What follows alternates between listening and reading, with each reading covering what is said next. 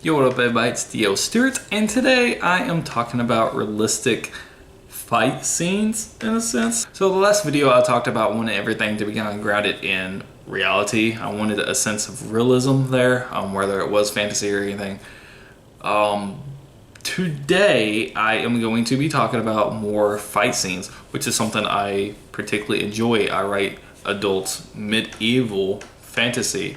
The series I'm writing right now is kind of based upon a war and conflict that way. Some political, some actual, knights and armor type, warfare.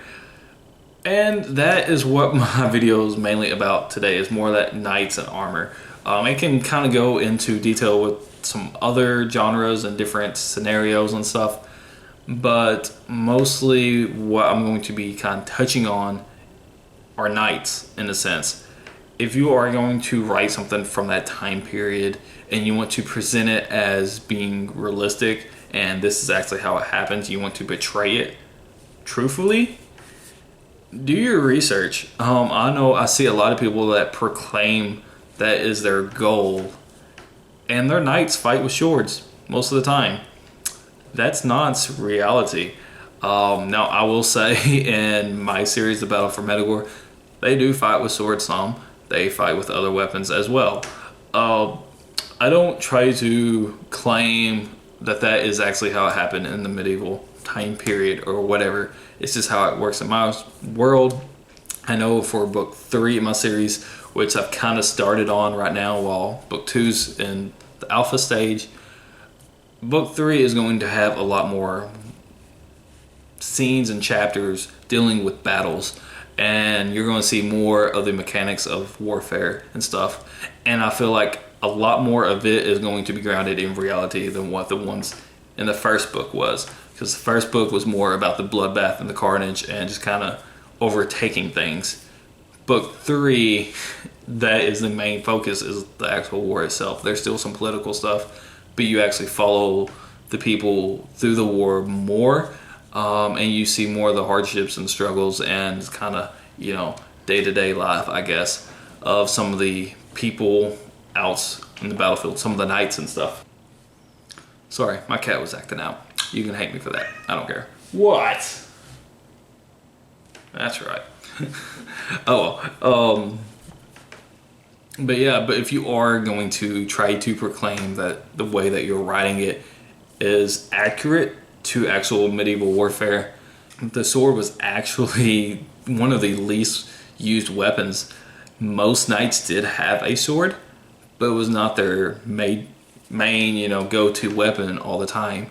That's just something that's been kind of fictionalized into TV shows and movies and stuff, as well as books. People see it all the time. They're like, oh, well, that must have been how it is.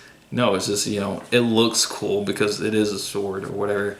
And that's the only really time period that swords were used. And it's just, just because that's what you see all the time, it's not accurate. Most knights would actually have a smaller weapon, maybe a dagger, an axe, something small, a blunt weapon like a club or something. Even they would use their fist and just kind of, wrestle with people before they would use a sword. A sword was usually... The fuck are you doing? They got in the catnip or some shit. Either way, a sword was actually, their secondary weapon. It was like a last resort. If they needed it, they would use it. And most of the time, swords were not used in a slashing motion, especially with, knights and armor and stuff. That didn't happen at all. A sword does not cut through steel plate.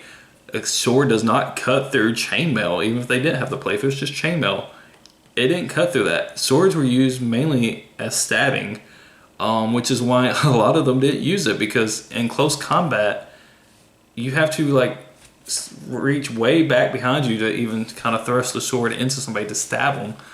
Even then, it usually didn't penetrate armor.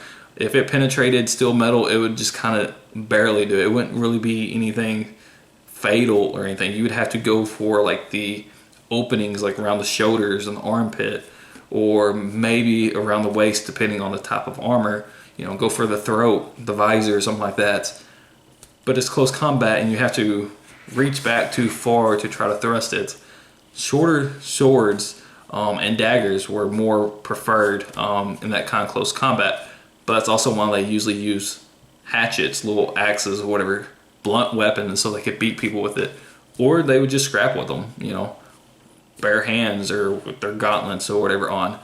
Swords weren't really that popular and they wasn't really that effective in medieval warfare.